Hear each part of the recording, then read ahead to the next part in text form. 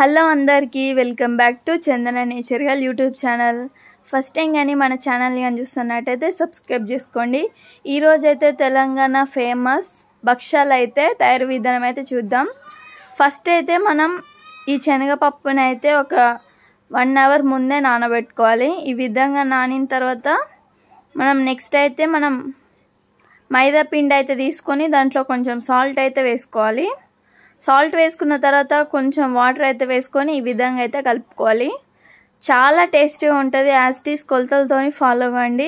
First నుంచి last దాకా video అయితే చూడండి, అప్పుడే మీకు అర్థమవుతుంది. ఇంకా నెక్స్ట్ అయితే మనం ఈ విధంగా అయితే బాగా కలుపుకోవాలి. ఇంకా నెక్స్ట్ అయితే మనం కొంచెం ఆయిల్ అయితే వేసుకోవాలి. ఆయిల్ అయితే వేసుకుంటూ మనం ఈ పిండిని అయితే కలుపుకోవాలి. మనం నెక్స్ట్ అయితే నెయ్యి కూడా వేసుకోవాలి. ఇట్లా అయితే మనం మొత్తం కలుపుకోవాలి, బాగా మిక్స్ చేసుకోవాలి మొత్తం. ఇట్లాగైతే మనం మెత్తగా సాఫ్ట్గా కలుపుకోవాలి, స్మూత్గా. ఇట్లా అయితే మనం కలుపుకోవాలి. నెక్స్ట్ అయితే మేమైతే జిఆర్పి నెయ్యి అయితే వేసాము. గీ చాలా బాగుంది, ఇదైతే టేస్ట్ అయితే రియల్లీ సూపర్ ఉంది. ఇట్లా అయితే మనం కలుపుకోవాలి.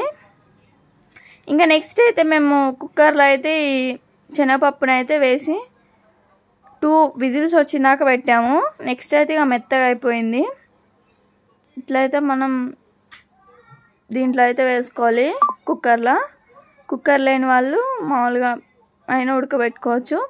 నెక్స్ట్ అయితే మనం ఒక జాలి గిన్నెలో ఈ ఉడకబెట్టుకున్న శనగపప్పును అయితే వేసుకొని ఒక 10 minutes or 20 minutes ఆరబెట్టుకోవాలి.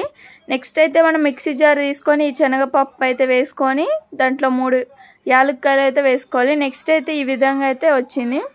మనం బాగా మెత్తగా అయితే వేసుకోవద్దు, కొంచెం బరకనే ఉండాలి. నెక్స్ట్ అయితే బెల్లం అయితే దంచుకొని దీంట్లో అయితే వేసుకొని మనం ఫ్రై చేసుకోవాలి.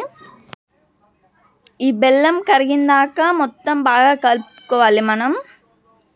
ఇప్పుడైతే దీంట్లో నెయ్యి అయితే వేసింది మా మమ్మీ, జిఆర్పి నెయ్యి, చాలా బాగుంది.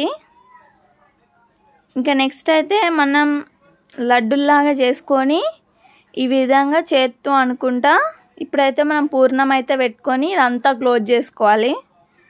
మనకి గ్యాప్ అనేది ఉండద్దు, మొత్తం బాగా క్లోజ్ చేసుకోవాలి.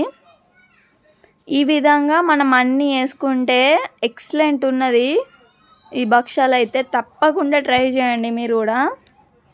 ఇలా అయితే మనం చేత్తోనే అనుకోవాలి. మేమైతే ఆయిల్ కవర్ అయితే తీసుకున్నాం, దీని మీద అయితే వేసినాం, చాలా బాగా వచ్చింది.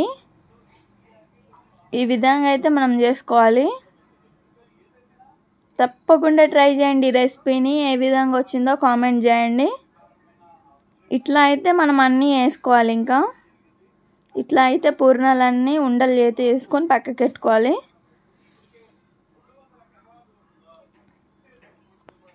మనం మైదా పిండి కలుపుకునేటప్పుడు కొంచెం పసుపు అయితే యాడ్ చేసుకోవాలి. ఆ వీడియో డిలీట్ అయిపోయింది. ఇంకా నెక్స్ట్ అయితే దీన్ని అయితే కాల్చుకోవాలి మనం బాగా. దీని మీద అయితే మనం నెయ్యి వేసుకుంటా ఈ విధంగా అప్లై చేసుకుంటా కాల్చుకుంటే చాలా బాగుంటుంది. చూసారు కదా, ఫైనల్లీ మన భక్ష్యాలు అయితే రెడీ అయిపోయినాయి, చాలా టేస్టీగా ఉన్నాయి. తప్పకుండా ఈ రెసిపీని ట్రై చేయండి. Thank you for watching. Bye.